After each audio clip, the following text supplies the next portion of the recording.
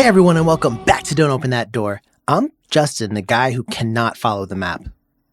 I'm Nico, and I'm Dick Grayson. I'm Dan, the orienteering guide for this camp. And we are here today to discuss Fear Street Part 2, 1978. So this review is going to be a follow-up to our earlier review of Fear Street Part 1, 1994. Kind of a given.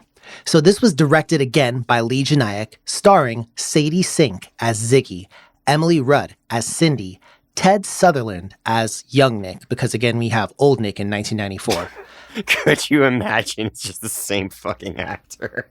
That would be kind of funny. McCabe Sly as Tommy, and Ryan Simpkins as Alice.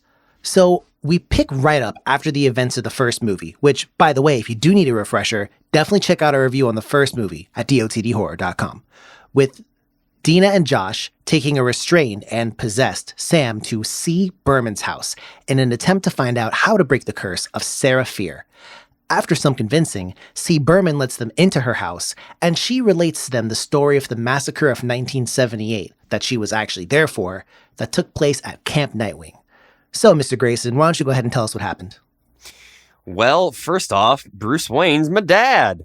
But no. Story begins with Ziggy Berman, a girl from Shadyside, attending Camp Nightwing with her sister, Cindy Berman. Ziggy is tormented by the girls from Sunnyvale who are also at the camp because it's like a small area, and I guess I don't, why am I justifying their parks and regulations? I don't know. Anyway, she's rescued by Nick Good, a boy from Sunnyvale and the future sheriff. She goes to see the camp nurse, who's actually the mother of Ruby Lane, one of the reanimated killers from the first movie, and notices that she has a diary detailing her investigation into Sarah Fear. So, Dan, why don't you keep the story going here? So now we swap over to Cindy Berman, who is with her boyfriend Tommy. While cleaning, the pair are approached by the camp nurse, who attempts to kill Tommy as she, quote, saw his name on the stone, which is a reference to the stone where the names of the Shadyside killers are engraved. Tommy manages to incapacitate the nurse, and she is arrested. Cindy and Tommy investigate the nurse's cabin, and they notice the book on the curse along with the bottle of unmarked pills. Cindy's friend Alice and her boyfriend appear and take the diary and pills, saying they're going to go find the witch's house. Naturally, Cindy and Tommy follow. Naturally. See, the camp breaks into a game of nighttime capture the flag, which is Shadyside versus Sunnyvale, obviously, while Cindy and her friends are looking for the witch's house. With the guidance of the nurse's journal, the group manages to find it, but Tommy becomes possessed by Sarah Fear / the curse and kills Alice's boyfriend. He also chases Cindy and Alice into a series of underground caverns beneath the grounds of Camp Nightwing. As luck would have it, a cave-in happens, which protects Cindy and Alice from Tommy, but the pair are also trapped inside the caverns, and they've got to find a way out. So while those two are stuck underground, Nico, what's happening above? So while this is going on, there's a little bit of a romance stirring up between Ziggy and Nick. He helps her take revenge on one of her bullies, trapping her in an outhouse with roaches in a scene that made me particularly squeamish, and the two of them start to connect. Unfortunately for them, though, Tommy arrives at the camp and starts playing Diablo 3 and hacking and slashing Shadyside campers to pieces. Nick gathers some of the campers at the mess hall and heads out to find the rest. At this point, Ziggy also heads out to free the girl that she trapped, her old bully. Back at the caves, Cindy and Alice realize that the underground caverns correspond to a witch's symbol, which was detailed in the nurse's diary, and they use it as a map to find their way out. All right. So while they're doing that, what's going on with Ziggy, Dan? After freeing the bully, Ziggy hears a noise coming from one of the toilets in the outhouse. She peeks inside the toilet and sees her sister and Alice, because it turns out the outhouse connects to the series of tunnels. So they start to pull them up, but Tommy shows up and starts attacking, causing Ziggy to flee. Cindy leaves to find an alternate way up out of the outhouse, or instead of going through the outhouse, and Alice stays behind. Alice rereads the journal and realizes that Sarah Fear's lost hand must be nearby. After a little bit of digging, though, she finds it. Meanwhile, Tommy continues to go after Ziggy and the rest of the campers. Cindy manages to make her way to the mess hall, and she kills Tommy, saving Ziggy in the process. Alice shows up and explains that she has Serafir's hand, and if they reunite the hand with the body, they can end the curse forever. As the group comes to this conclusion, Ziggy bleeds on the hand, and the curse of Serafir reanimates all of the killers listed on the stone, including Tommy. The group is taken by surprise, and Tommy, unfortunately, kills Alice. Well, Nico, why don't you wrap up this tale for us?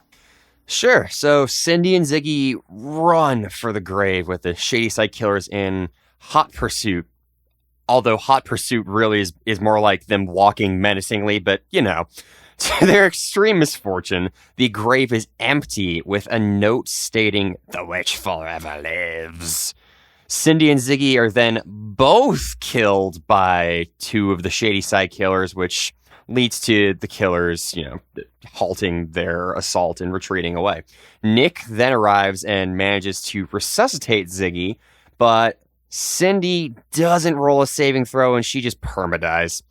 It is then revealed that Ziggy's name is Christine when Nick is talking to one of the EMTs, and she is the C. Berman telling the story.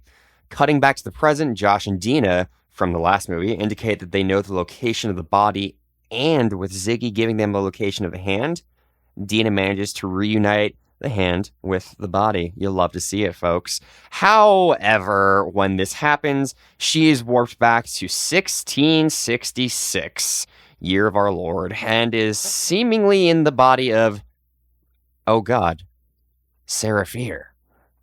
And the movie then shows some previews for the final installment, then ends. I see, and what a journey it's been so far. So let's go ahead and get it out of the way. Let's start with the visuals. Dan, how are the visuals in this one? I think the visuals are excellent. They hold up, same as the first one. The first one was a lot more vibrant colors, I think, a lot more neons, blues, and reds.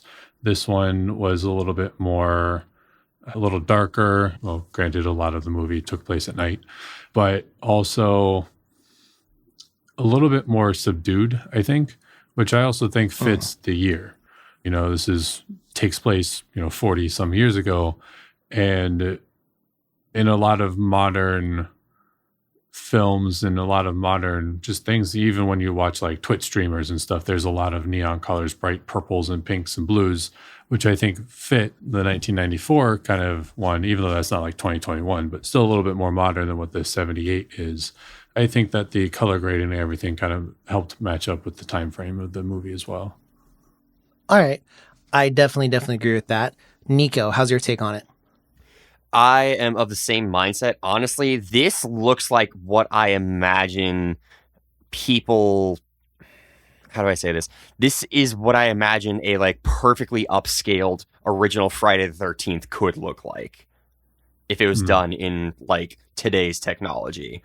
It nails the aesthetics. It has a great vibe. And, like Dan said, there's definitely a noticeably different color scheme, but it still works. I slightly disagree with you about the Friday the 13th bit, but all in all, I did like the cinematography. I just mean in terms of the vibe. One thing in particular that I didn't like kind of rolls into a separate talking point that we'll talk about right after this, but all in all, I did in fact like the cinematography. In terms of the audio, this movie definitely took the opportunity, similar to the first one, to bring back some classics from the era. You know what I mean? They had some, Don't Fear the Reaper going on. At one point in time, they played Kansas Carry On My Wayward Son? Yeah. It was definitely there. So it was a good opportunity and a cool thing to kind of hear the songs from the era. Now, obviously, I'm way more connected to the songs from the 90s than I am, from the 70s. But still, it was cool to hear. Audio-wise, Dan, how'd you like this one?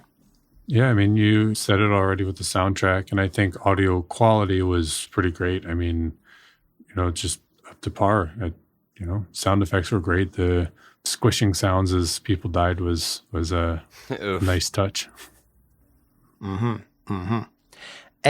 I actually completely forgot to mention this, but in terms of the visual, this movie definitely showed a lot more gore, IMO, than the first one did. Definitely. You know, the first Yep. one had the now infamous bread/head slicer scene, but this one, I mean, I felt like there was a lot more gore, a lot more decapitations, Easily. a lot more violence, just generally speaking. You know, people's limbs were strewn about. So there was a lot more to it in terms of that. But audio-wise, Nico, anything else to add, or pretty much the same stuff? Yeah, no. Listening to Tommy go Anakin Skywalker on a bunch of fucking kids was terrifying. So, yeah, agreed. So I actually wanted to ask about that. So I feel like we have two slightly contrasting points. So when Tommy does go and, to your point, kill some of the younglings here, how'd you feel about those scenes? I thought they were horrifying. I think that they were one of the more successful parts of the movie in just portraying the level of fear, particularly given that this, I think, it really does a good job of embodying the sort of main tropes of slashers. We've got a murderer who's going around against, teenagers. There's the idea of stranger danger. There's the whole like sex craze thing. You've of course seen that in other slashers we've talked about, but this just really works for that. And I think them having a scene where they don't show, thank God, but like they just hint at it is pretty visceral, even though we don't see anything for like bits of it. See, I am directly opposed to literally everything you said there, aside from the bit about it being a slasher. But I am directly opposed because I thought those scenes with the kids, I honestly thought they took away from it. Because... Really? Yep. There is a difference between a scene where, like, for purposes of the movie, they don't show the killing because either it's not the right time in the plot for you to see the killer or whatever reason you might have, right? But I think that a lot of those scenes with the kids, I think they didn't show it because simply put, you're not going to show kids being killed. So what you're telling me is you play Skyrim with the killing children mod enabled?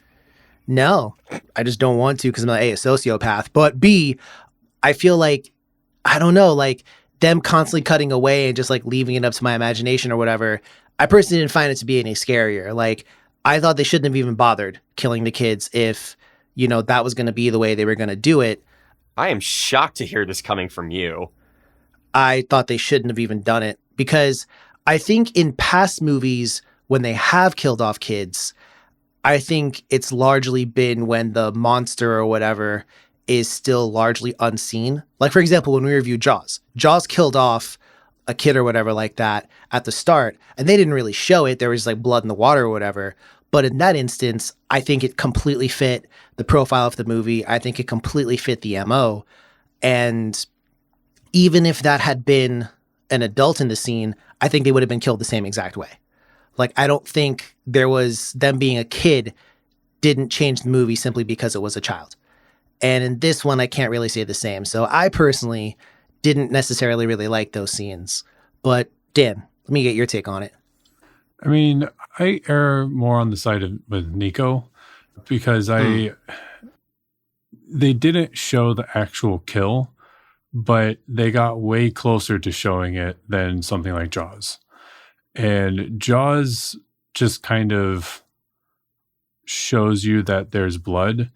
But on this one, in this movie, man, I mean, Tommy runs in with an axe, raises the axe, and you see like him swinging the axe. And it's just the actual hit that happens off screen. But you see like everything else. The audio's there too the entire time. The audio, you see the blood, you see the aftermath of the body parts strewn around. And when I watched, I was like, damn, like they really just did that to a kid. And I can't really think of other movies that goes that far. I'm sure they're out there. I just can't think of any, but that gets quite that close to showing children being murdered. And, a lot of slashers and things, when people get murdered, it's like maybe like young adults or, like 16, 17-year-olds and not like 12-year-olds or something, And I was like, shit, that's I don't know. That definitely kind of hit me a little weird. And then again, another part that got me was like, you see their body parts just like chilling on the floor. I'm like, oh, all right. So I think that there was a good blend of, well, to back up, I think there's other parts where we see people getting their faces chopped in. Like, I mean, like you see quite a bit. Fuck yeah. If like most or all of the kills were off scene like that, I would have a problem with it. But I thought the 2 or 3 times they go after kids and you see it off screen, I felt that there was enough leading up to it and the aftermath, plus other kills that you see on screen, that it didn't bother me that a couple of the kills were off screen. See, I feel like it got its order of operations wrong there, but we'll all disagree/agree on the points at hand. I want to also talk about something that Nico talked about earlier, which were callbacks to classic slashers. So we all know, all of us here on the podcast know, the movie that was a big inspiration for the setting of this and everything else. Very obviously Friday the 13th. So is there anything else? And Nico kind of covered a couple things here, but Dan, when you think about slashers and what this movie did, I mean, is it line in line? Do you think they did anything that was kind of outside the norm? Or was it pretty much a by the book? I think that they definitely did things outside the norm. I mean, they for sure had this, slasher tropes like Nico had kind of mentioned before, and especially with the killer being sort of a not speaking at all. A thrall, kind of. Right. And just being sort of this like immovable force that just is there. I think we've talked about that in past episodes of slashers. And where I think this movie definitely differs is they throw in supernatural aspects. There's sort of like 2 storylines going on. You've got the slasher part of the movie, but then you have the Seraphir witch possession haunting kind of side as well. And I thought that was really cool because that, to me, differentiates it from every other slasher out there. And I thought it was a good way to say, hey, we're going to do a very classic slasher movie, but we're going to add some twists to it that aren't in the slasher genre necessarily. And I thought it kind of kept it kind of fresh, I think it's funny because one other movie that definitely, maybe not in terms of looks, but definitely in terms of plot, that I think had an influence on this was, and curse his name, but Tim Burton's Sleepy Hollow. Because that movie and this one, even down to like a witch, sending a killer after people, like that's pretty much what happens in Sleepy Hollow as well. I think that it was funny because there was a scene with a snake, and I thought that snake was for sure, because it's a CG snake. I thought they were going to chop its head off. I thought they were going to chop its head off. I thought that for sure was coming, and that would have been an awesome callback, but that didn't happen. That must have been a reference to it, though. Even though they didn't chop the head off, I didn't catch that, actually. That was a good catch, yeah. Yeah, it's okay to chop children's heads off, but snakes, too far. Oh, it's a CG snake. CG That's one kids, thing. my guy. When that scene actually happened, I was just like, what was the point of releasing that snake? But now that kind of makes sense, It was also interesting that there was that heart that was kind of like beating in the underground caverns. And it looked like maybe some of the monsters were coming out of that heart. That shit reminded me of Apostle, low-key. Yeah, kind of. I could see that. Like the very end of it. I'm also just fucking astonished no one tried to fucking punch it or something. Well, the one chick touched it, and then she got like, like cosmic horde into like breaking her own ankle or something. Throw a fucking rock at it. Like, shit. Listen, I don't know. But personally, I would have like not forgotten about that beating heart down there. Yeah. And then I'd have been like, y'all need to go back down there and blow that shit up. Like, if no Straight one up. believes you, they would believe that big ass beating heart down there because it was just there. So there was definitely that piece to it.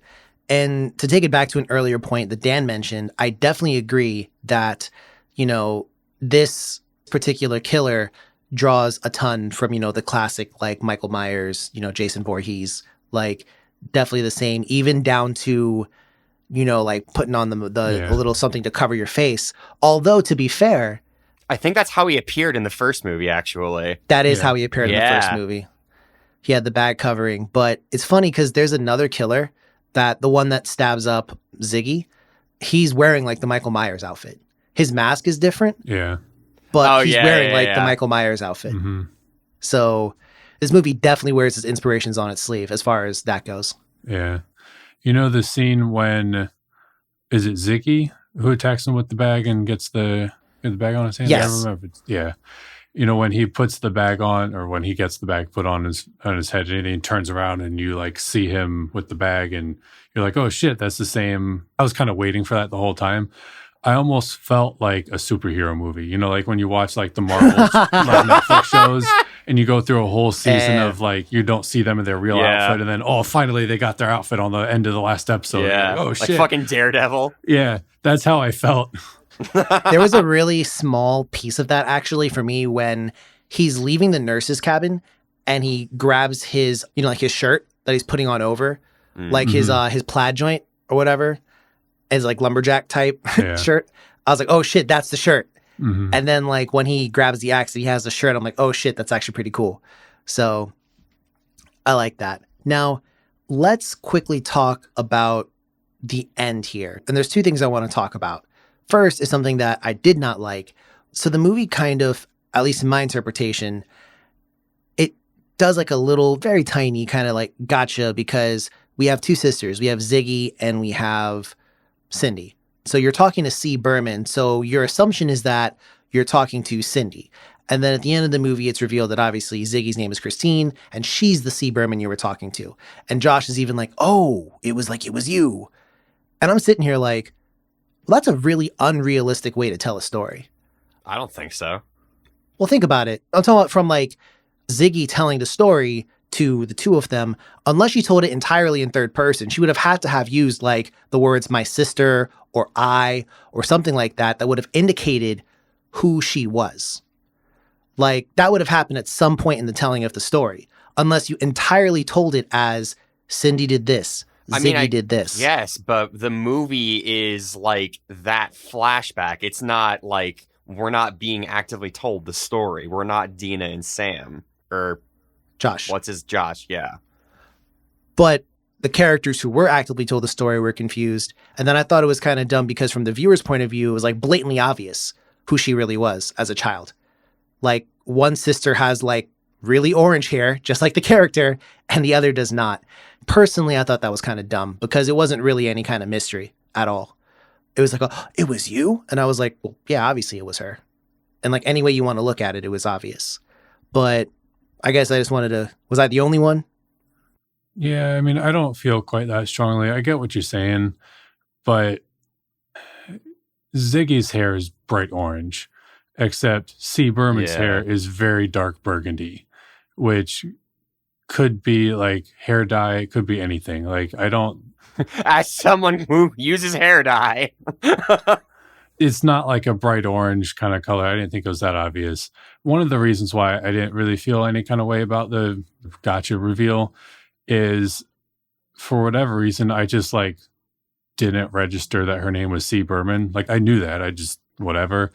And then when we get introduced to the Camp Nightwing like story, I guess in my head I just assumed Ziggy was the main character and was going to be her. So like the whole movie, that's the second piece. I just knew that. Like and the reveal came and I was like, oh okay, whatever. Like it was a failed gotcha, but it didn't really bother me that it was failed, I guess.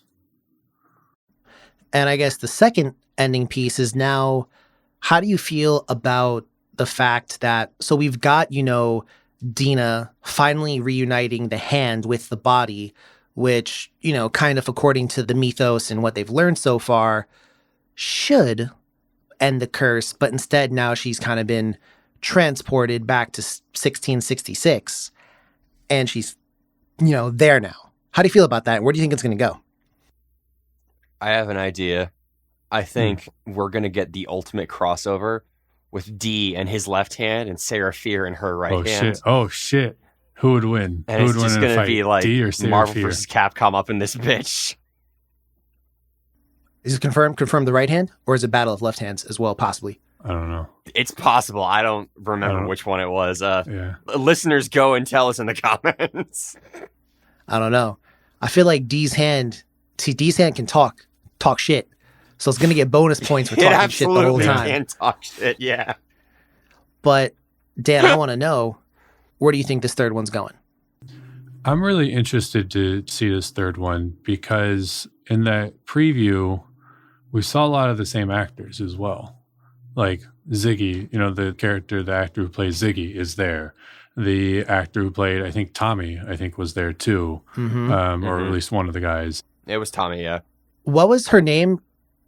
Who? The cheerleader from the first one, the friend, one of the two drug dealers. I think it was Kate, wasn't it? Yeah, it was Kate. It was Kate. Kate was there too. Josh was there too. Like everyone was pretty much there. Yeah. So I'm really interested to see why. It's clearly not going to be like an American Horror Story type thing where it's like the same actors but in different stories. Like it's clearly going to be like a reason why they are there. I think it might be. I don't think so because I think that in a trilogy, just a trilogy of 3 movies that are like sequels to each other, I don't think you can get away with that. I hope they don't do that. I think it's a metaphor for like the generational trauma that the town is having. Like every, few decades or whatever, they get new serial killers, and that's just the way it is for Shadyside. So I think it would make sense that cards on the table, this could be completely fucking wrong, but like I think it makes sense that they would have like the sort of the culmination, the finale of it, use the same actors personally. Nico, I see your point. Good idea with the generational thing. I see you on that. Yeah.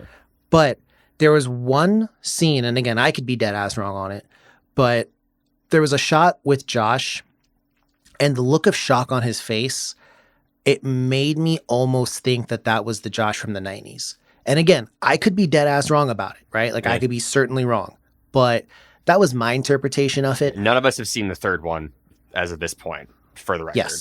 Yes. And so my personal take on where I think it's going to go is I think we're going to find out that Sarah Fier is not actually a bad person. I think that's the direction they're going to go. I hope it's not, but I think that's the direction they're going to go.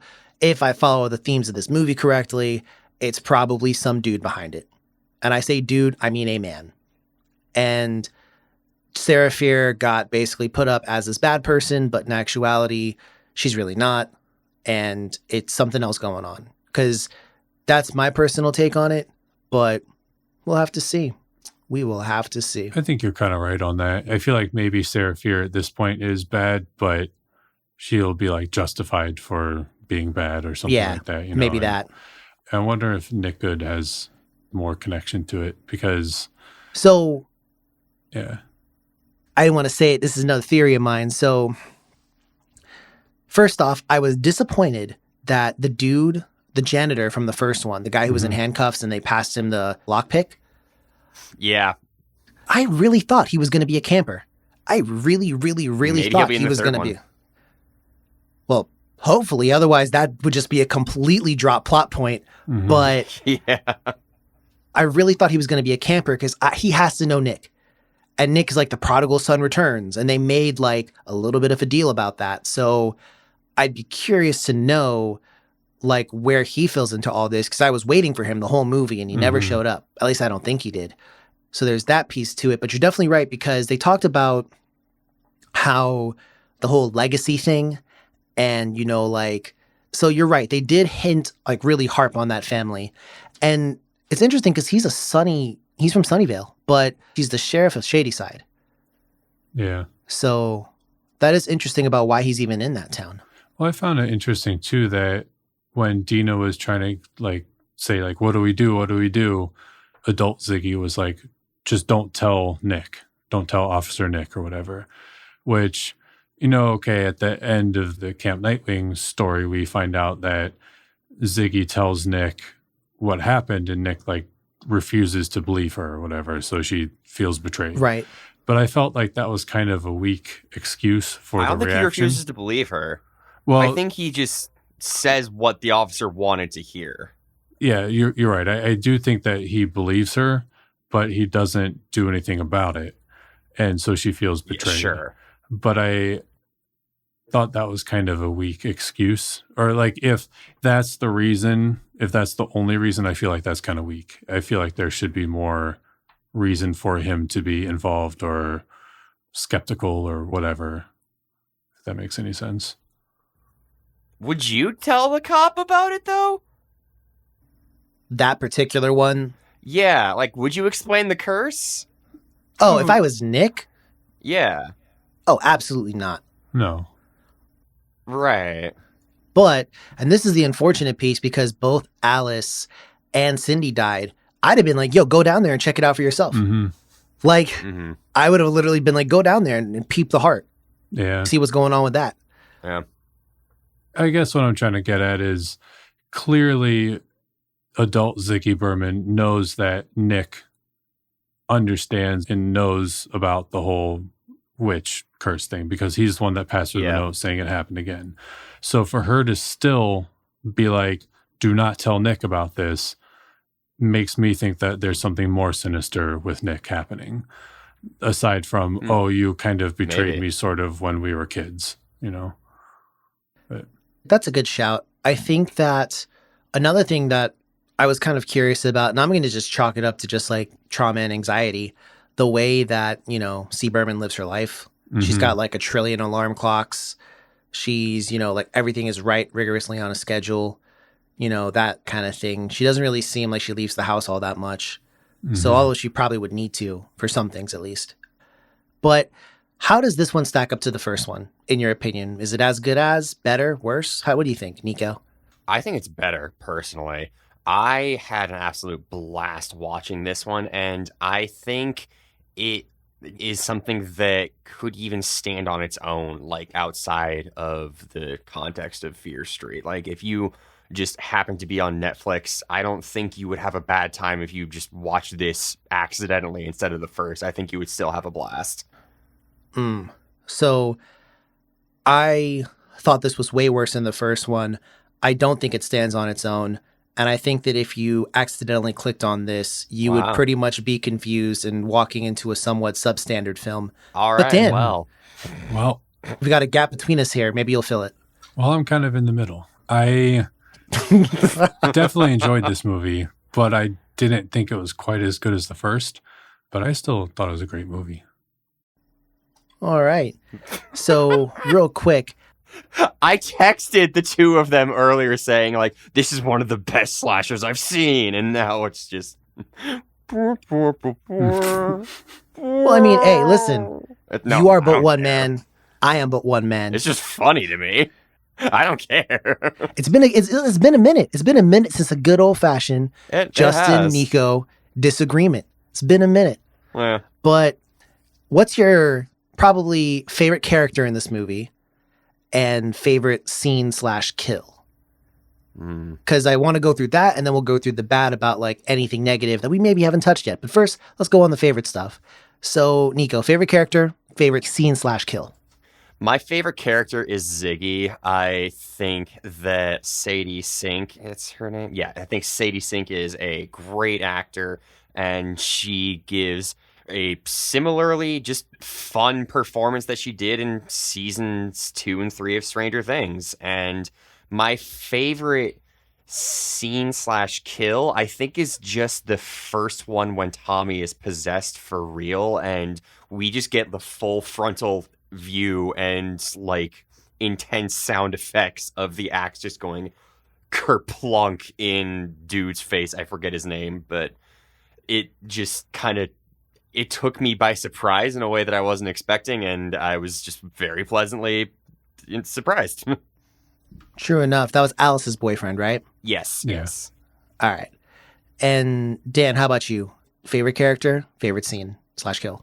I agree with Nico. I think my favorite character is Ziggy. I also agree. I really like the actress a lot. I think she's a great actress. And I just think that Ziggy was a pretty relatable character, personally. And she had character to her as well. A lot of the other characters in this film I thought were very much like tropes of, you know, other slashers and other, you know, stereotypes, which, I mean, I guess she is too, to an extent, but I don't know, I just related to her a little bit more and just kind of liked her just general attitude.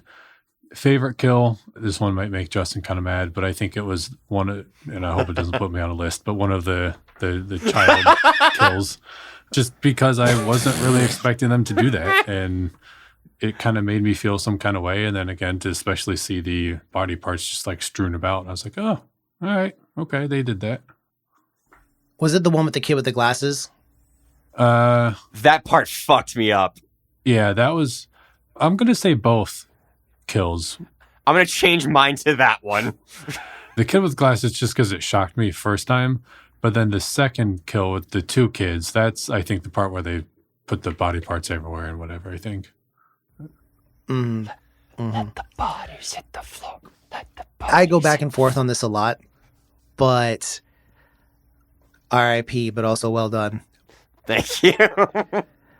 The one thing that I personally liked, and I went back and forth on this a lot. So first off, I didn't like Ziggy. Sorry. True. Color me shocked. I thought she was kind of a little shit with like a big chip on her shoulder. And I thought that her actions sometimes like confuse me because like all this shit happened. Yo, I'd have been kicked out that camp. I'd have been wrecked somebody. The level of disrespect was real.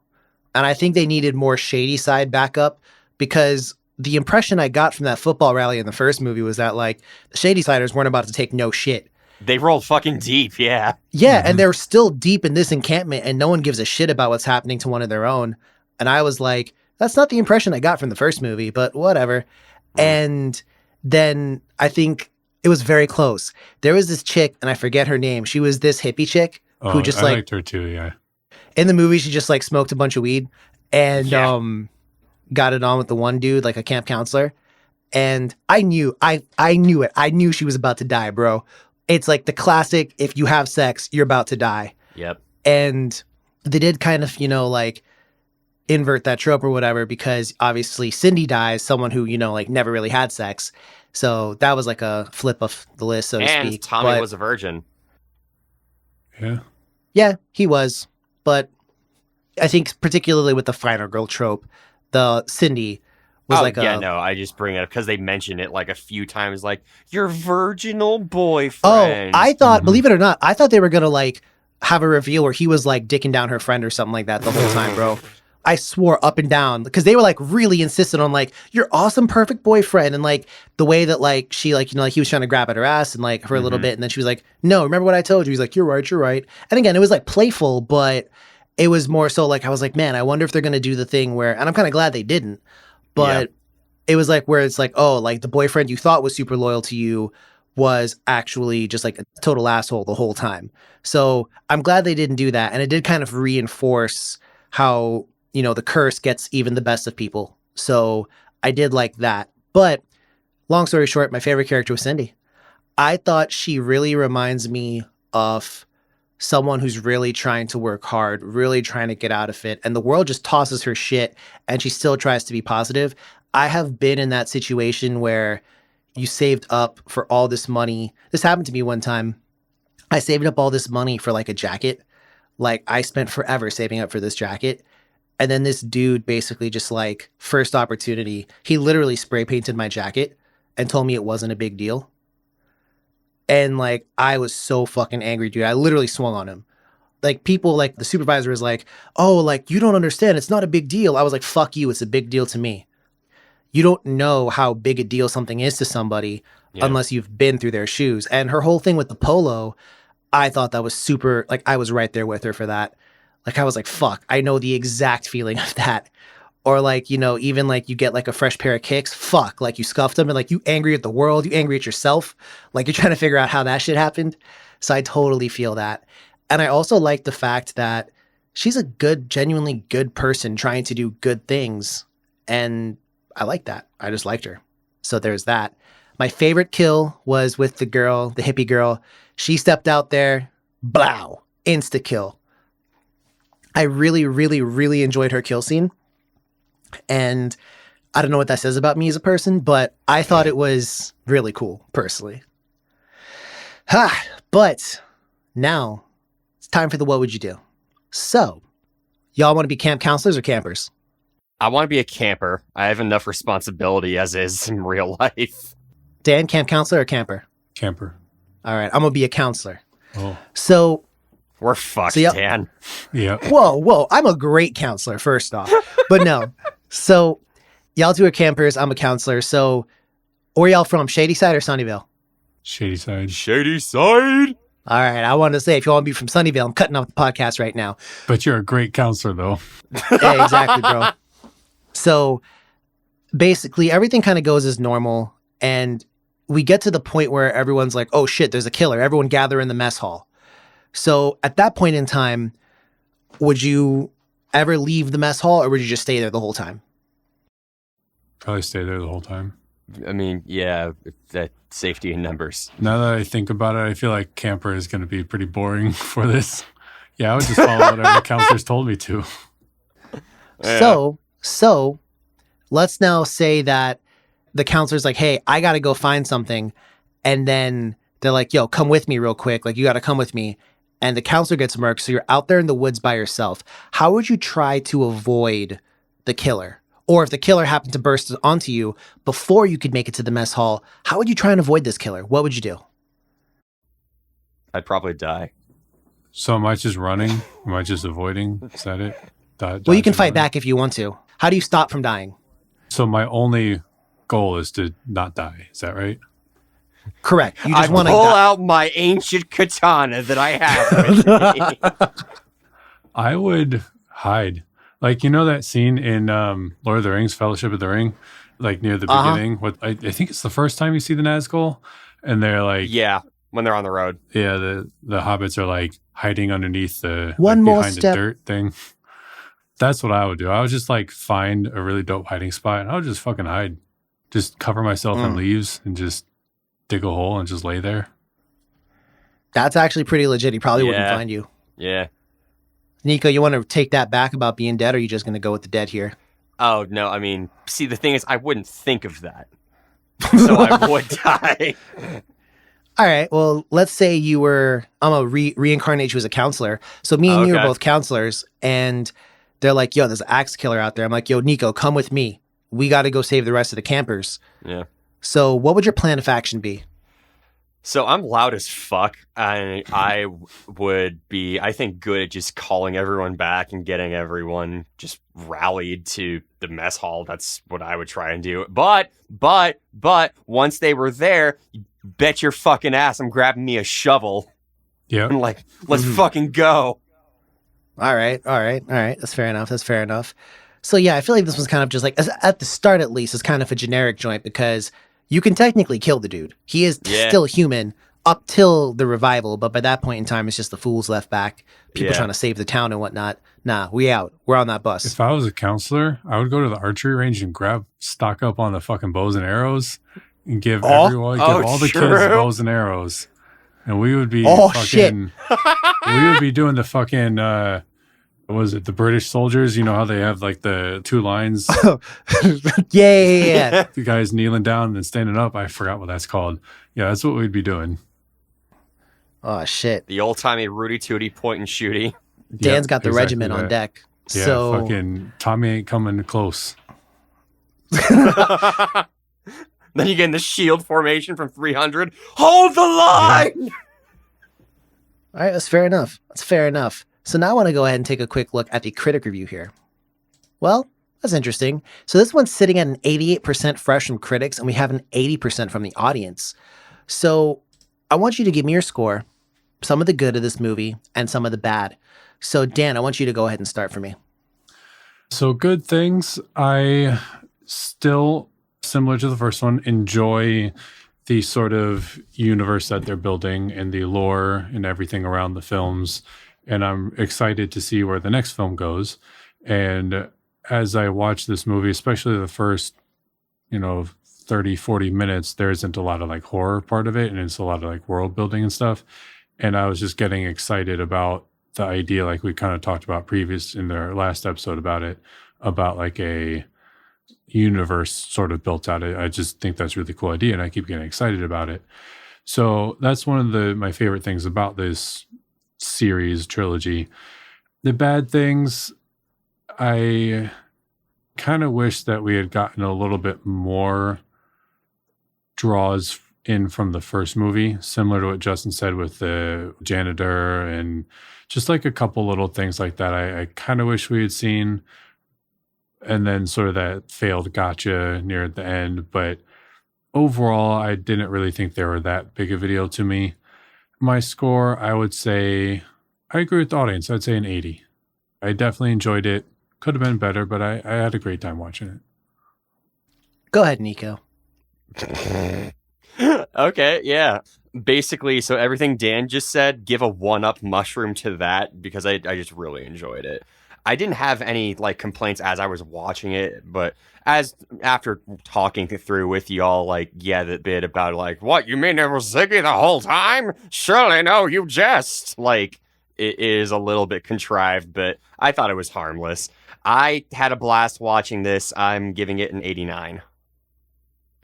So I loved the first one. Loved the first one. Couldn't praise it enough.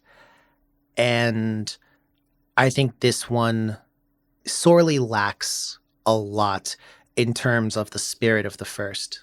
I think that the pacing at the beginning, not counting the parts with Dina and Josh, those were fine. And getting to see Berman's house was fine as well. But when we started the camp life and everything else under the sun, this movie basically had, and the way that they could have worked this had basically two choices. And to me, and this is going to sound extremely harsh, and I mean it to be harsh, this was a glorified flashback. And I think there's so much that if they'd wanted to actually proceed with like the main plot that they could have cut, and there was so much that I was just like, bro, why am I even seeing this? And like, don't get me wrong, like when Tommy gets to the campsite and starts like murking people, that's some good old fashioned slasher killings. I like that. I do like that. And I don't know, like maybe the third movie will make me change my mind and I'll think in my head, oh man, I was a little bit harsh in that second movie. But also, can I just say like real, super quick, the whole story of like Cindy and everything else like that, like it works to really get to know the character, but there's like so much that we already know from the first movie that happened at the camp. And then we're kind of like knowing it again, except this time with more detail. I guess maybe my issue with it was I liked the first one so much. I just wanted to keep going with that story. And this just kind of felt like, well, you know what it felt like? It felt like if you were reading Lord of the Rings and you got to the first book and before you could read the second, they made you read The Hobbit. That's what it felt like to me. Because I was like, bruh. You don't like prequels, dog? I like prequels just fine as like prequels. But if you're still telling the story of the first, I want to know the story. Like, I want to know that story. I don't really give a shit what happened at this camp. Like, I already knew like a solid chunk of what happened. Also, super side note, yo, fuck that. Ziggy should be dead. You cannot CPR somebody from a stab wound. Absolutely not. Yeah, absolutely fucking not. She was pretty fucked at that point. Because I was sitting there like, yo, first off, the Axeman definitely made sure Cindy was dead. He did his due diligence. He asked her a couple questions. Yeah. Yeah. He must have done like 8 chops to the chest. I mean, I was like, yo, she is for sure dead. Like, she is not coming back. And this, Michael Myers clone, like, he turned her into Swiss cheese. He poked her up, yo. He poked up Ziggy. He like really poked her up. And then Nick came by and gave her CPR. And I was like, bro, I don't really care who you are. You're not about to CPR somebody who just got stabbed like that. He really stabbed her up. Stab me up inside. And it wasn't even that like, oh, she was unconscious or she just wasn't breathing. No, she was dead. Because she had to be dead for the monsters to go. See, what they should have done is they should have taken a regimen of pills where then she could die but not be dead. And then, like, ease it off. Would you believe in the first movie, I was like, well, shit, this chick survived. Oh, man, you have to die and then come back? I wonder how they're going to do it. And my thought process immediately went to like, she probably gets electrocuted and her heart stops. And then they restart it. Like, that's a way to do it. Or any other number of ways. I had to take the pills option. If the druggies, the two drug heads in the movie had just started like giving her mad pills to pop, I'd have been okay with that. But this shit was just like, nah, you CPR on a knife wound. I'm like, bro, not for that. Not for that kind of knife wound. I'm sorry, bro. It also would have been a pretty funny callback to the first movie if they did that too, actually. That would have been funny. But I can't get behind it. The only real parts I liked were, I love Tommy's parts. I like Tommy a lot. And I liked the interactions between Nick and Ziggy. I did like those as well. A couple moments I was like, oh, shucks, look at you kids. But I'm giving this one a 60. I think this is a necessary sequel that you have to get through to like get to the rest of it. But I honestly, aside from like the slashing stuff, which I thought was good, I thought it was just generally not really the greatest. And the pacing, holy crap. To pull a Dan out of my bag, I'd have cut like 20 minutes off the start of that shit. I can see that too. I kind of agree with that. Not like 20 minutes in chunk, but like 20 minutes of like assorted random scenes I'd have cut. But time to say if we'd recommend it or not. Nico? Yeah, I heartily recommend it. Dan? I recommend it, yeah. Well, I don't. So, unfortunately, I'm sorry, Nico. I know you like this movie a lot. It's cool. I'm not really sorry. So, I'm not going to recommend it. I'm curious, would you have given this a golden seal? At the beginning of this podcast, yeah. Yeah. Yeah? Honestly. Yeah, stand up, Nico. Stand up and say it proud. Yeah, I would. All right. Dan, you recommended it. Would you have given it a golden seal? No, I don't think so. All right. Well, fair enough. So, unfortunately, due to one hater in the building, i.e. Justin, this one is not going to get a recommend from the pod here. Any last words before we wrap this one up? Am I just doing CPR wrong? Good question. Good question. Well, that's been it from us here at DOTD. If you want to tell me how wrong I am, or if you want to tell Nico how right he is, you can drop us a line. There are no other options. Yeah, fuck me. Yeah. Or if you are like Dan, and maybe you occupy a somewhat middle space. Fucking centrist. We're on Facebook. Don't open that door. We're also on Twitter and Instagram at DOTD Horror. And if you want to check out this or any other episode we've done, you can visit our website. That's dotdhorror.com. But till then, that's been it from Dan, Nico, and Jus. Remember, be very careful when you're trying to stop a witch's curse. Take care of one another. And as always, dear listener, don't open that door. Bye.